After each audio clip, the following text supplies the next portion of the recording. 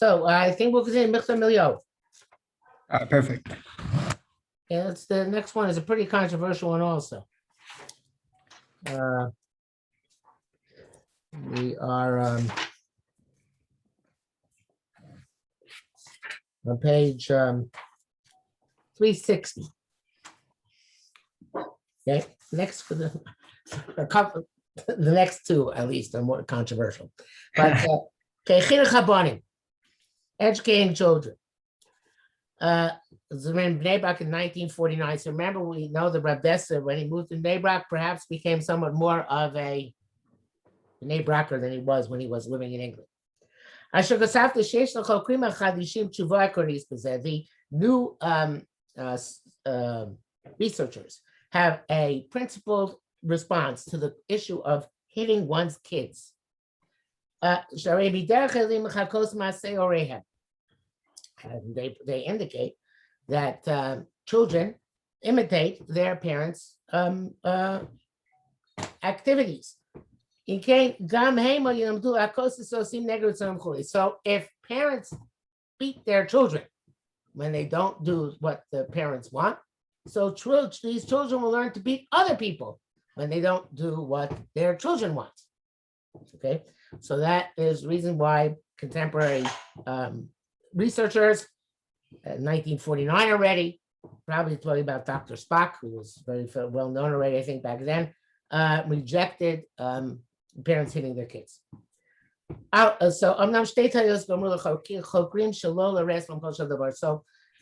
Rav Dessler disagrees. These researchers do not go down to the depths of the matter. Their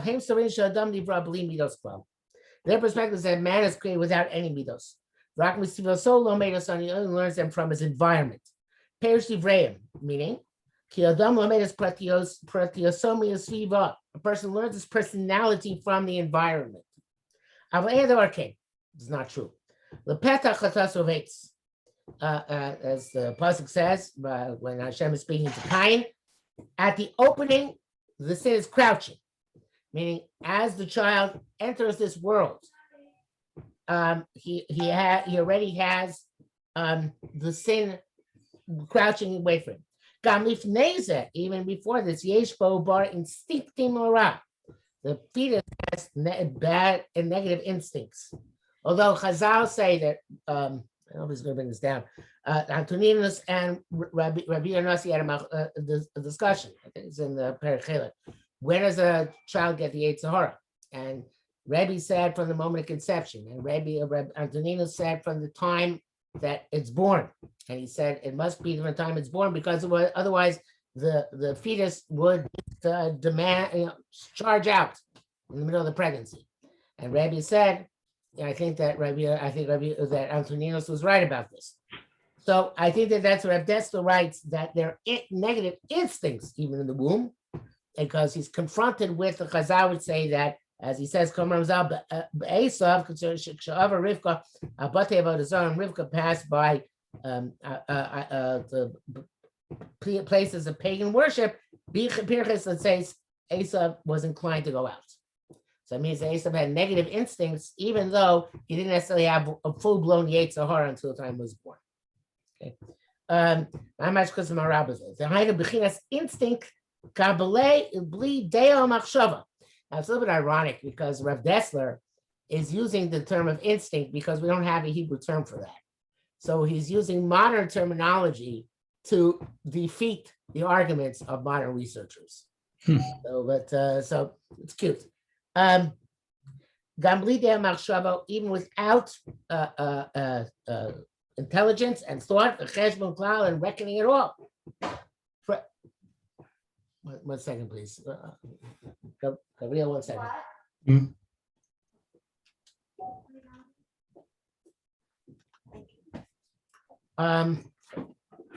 So Pratius Adam, the personality of a person, his traits are created with it.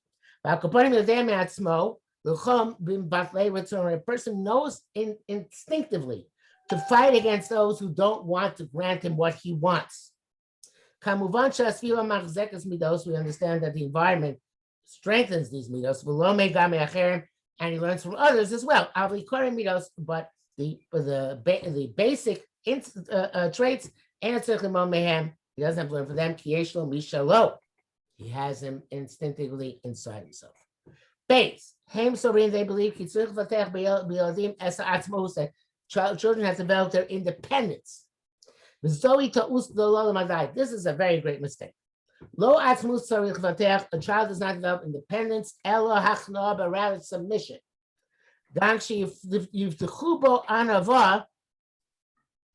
Also, when they remove in him, when they develop in it,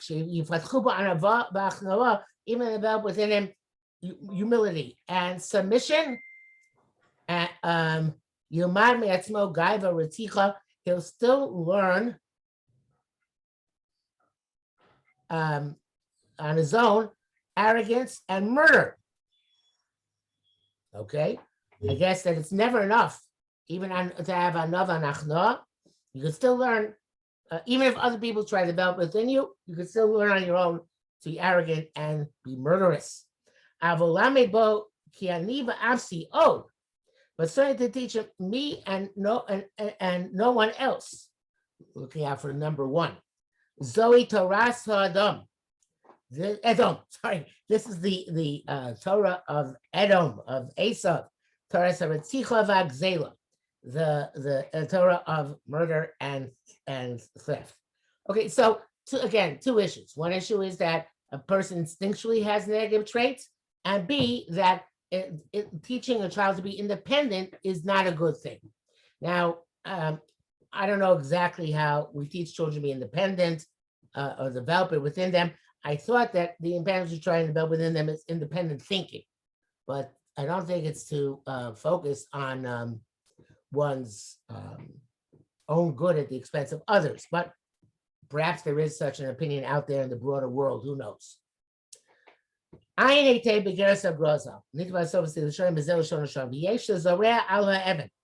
That people who plant on stones, cloud, and that is analogous to, or that's an analogy or metaphor for planting on a stone heart. If you try to plant seeds on a heart made of stone, the seeds don't penetrate at all. So first you have to hammer away at the stone until it explodes into fine particles, becomes soil. And that's why the Gra writes to his wife. So Gra wrote this letter when he was about to attempt to make Aliyah. Eventually it was aborted, right? But he eventually tried to make Aliyah, and he wrote a letter of guidance to his wife as to how to raise their children in his absence. And he says, since you have to develop the soil within which to plant the seed, you got to hit our kids if they don't listen to you. Okay. So give us another interpretation altogether in hitting. It's not to do with punishment. Nothing to do with punishment. But to give the child a broken and the nikah really means to a certain extent depressed. Trying to think of a better word for it.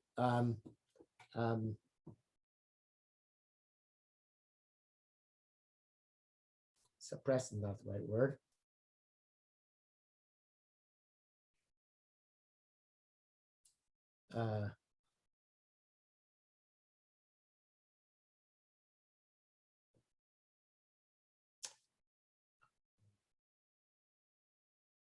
Maybe oppressed heart. So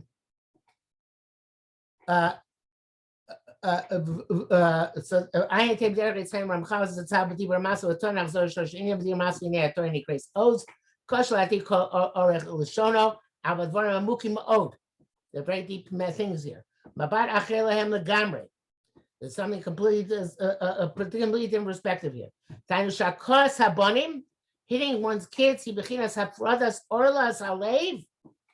It's separating the orla, the thick covering of the heart, which we very often call timtum alev, the dullness of the heart that doesn't have intense emotional impression. It doesn't allow for intense emotional impressions. It doesn't allow for kind of a raw emotion. And also, the fascinating idea, which is after a person dies, then one of the punishments they undergo is that they are tortured in their grave. And the torture in the grave is one of the things which precedes their capacity to enter fully into Olam Haba. So chibud hakever is to take the body, which is called root of most sin, and afflict it, oppress it, as a way of diminishing its impact on the soul. In other words, even when the soul perceives the body suffering, so realizes that the body caused it all its most of its problems, and therefore it realizes that the bodily pleasures and other things it pursued were meaningless, and therefore the soul can come to a higher level of holiness and come to Olam Haba. So he's saying here that a child is born in a way in which their bodily or egotistical perspectives are going to cause them to sin. So therefore, you have to, just like the chibud hakever, through that oppression, diminishes the power of the body and its impact on the soul. So to by a child, to diminish the impact of the body and its impact on the soul, you have to oppress the body. Okay, so B'nei Siper li ben dodi Rav Dessler leroya yesh Rabbi Chanas Fanik Doshim. So because don't keep ben shomer l'rav.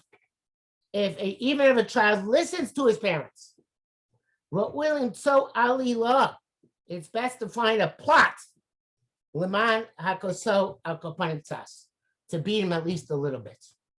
In other words, even if he's an angel, you got to find a way to hit him.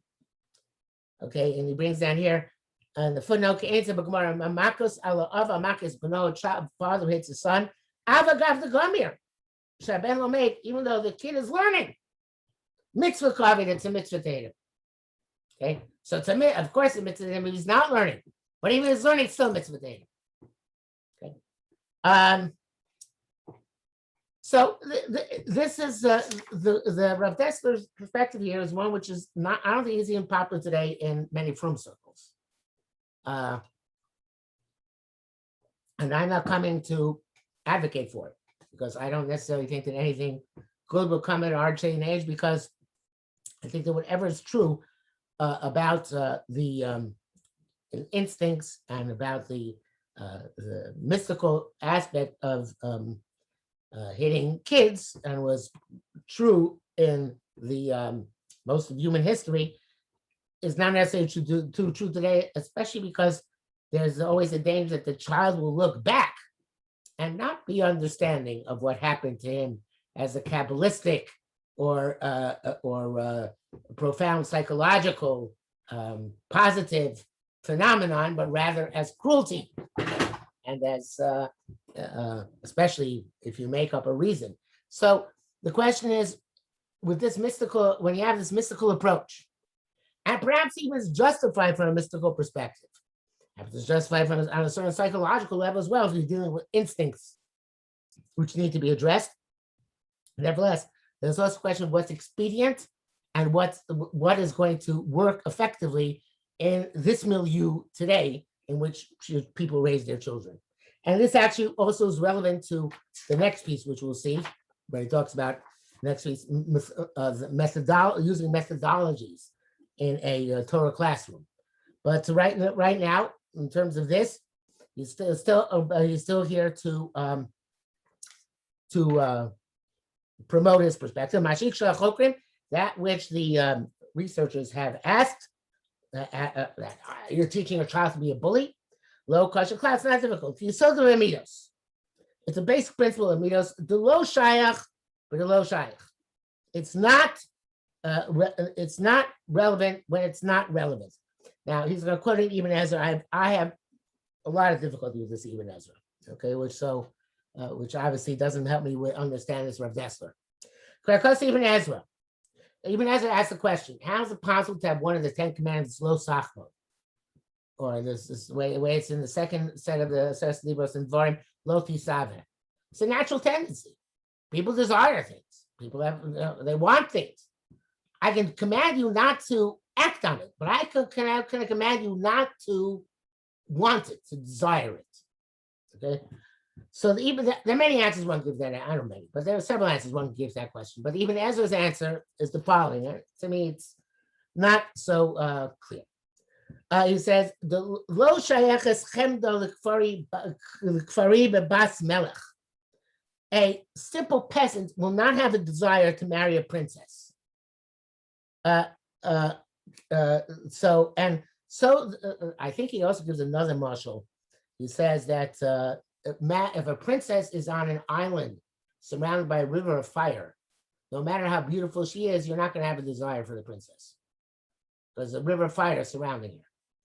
And here too, it's a beautiful princess, and you are a peasant, you're not going to have a desire for her.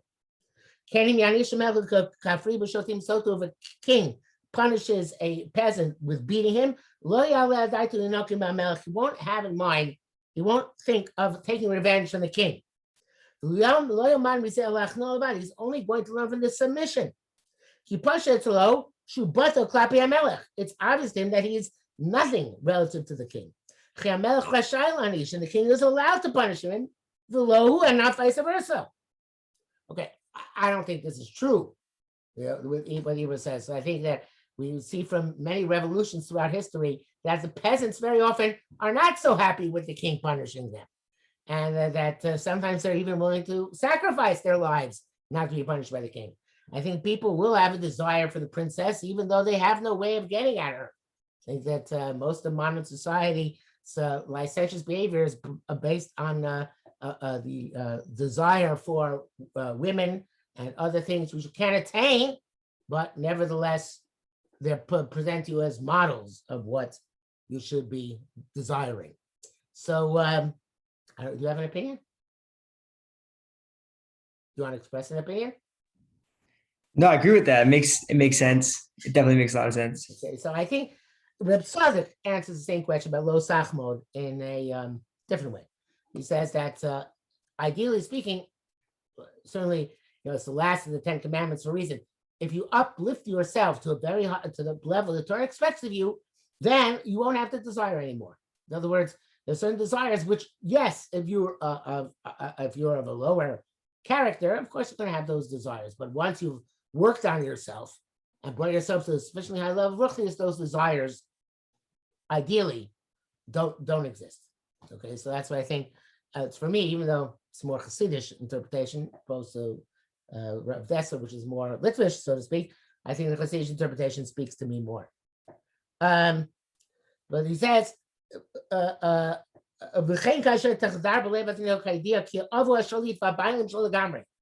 the child gets the awareness that the father is the ruler, the dictator, and his complete master, and he's nothing relative to his father. As also then on account of his submission, so he's not going to imitate other people because his father hates him, right? Because his father's different. His father's master. He's not a master. But the problem we have is very different. And as you know, I suffer from the problem he's about to describe because you were a student of mine. The teachers become friends of their students, right? Which we know breaks down discipline in the classroom, right? And so too the parents become their kids' buddies. And all this for the child or the student to achieve their independence.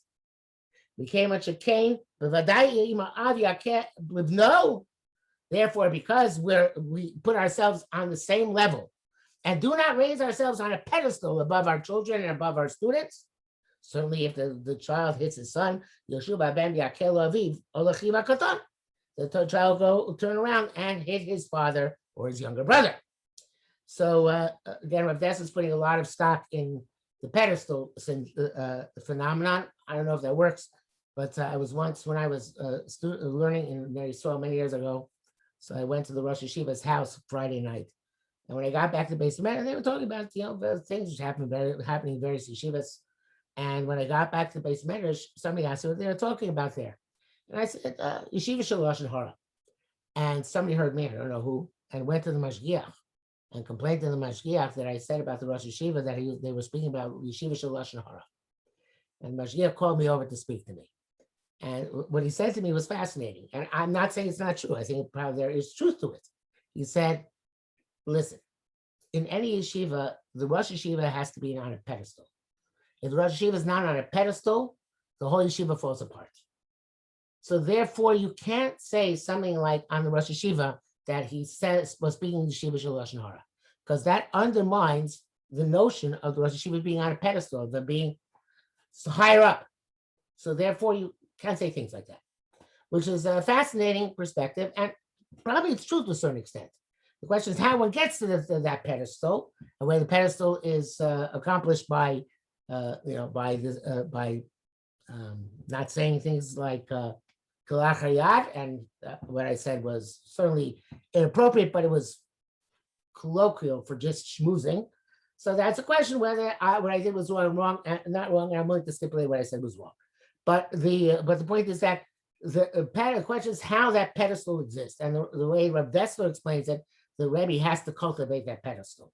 And what I had a Rebbe in 8th grade who I detested and who detested me, and one of the reasons I detested him is because he told us we have to address him in the third person, and he said, "I'm not doing it for my covet. I'm doing it to teach you how you're supposed to act towards Rabbeim." And I found that to be a very lame excuse. Now, eventually, I did come, perhaps through his influence, to talk to my Rebbe in the third person. And I noticed that when I was, teaching in MTA, so nobody used to address me in third person. But when they came back from Eretz Yisrael, the same people used to address me in third person, right? Because they picked it up there. So the question is, again, how do you accomplish that pedestal? Do you actually put yourself on top of that pedestal? You allow that pedestal to be built up on its own. But Rav Dessler is saying that pedestal is essential, and then you won't have the negative ramifications. And I'm not sure that he's correct. But that's what he's saying. It says, these new researchers, since they're looking for new things, and to break down the foundations, she is the I feel like going, which you don't even by non-Jews in the past, which are based in the Torah of Hashem and in the prophets. They brought up inventions which come to uproot all the roots. And to educate brazen Hitlerists. Wow, right? With a tremendous amount of arrogance. Now, again, I love Rav Dessler. What he writes is so always so amazing. And even if I disagree with him, it's out of a tremendous degree of respect and love for what he says and represents. But I would assume that Hitler got beaten a lot by his teachers, because that's what happened back then. And I don't think that beating changed him from being Hitler into being something else. That's just my assumption. Mizanu roim. From this we say how much you have to be careful about any new parameter of researchers, benogel psychologia, psychology, bechinuch and education, and we have to analyze and pay careful attention. If it's not contradicted by Chazal Rishonim. Or even by customs of the Jewish people, which are themselves Torah. If there is a contradiction, they have to toss away all of their new ideas, disgusting ideas, and not to accept anything from them. Before we critique them, because Chazal was sharp critique, and with extensive search, the Torah of Chazal, and in the great authors. And as I said again, that's going to come up even more in the next piece. We'll stop here for today. All right, Shkar, Rabbi. Okay, take Thanks so care. much. Have a good one. Bye. Have a good week. You too.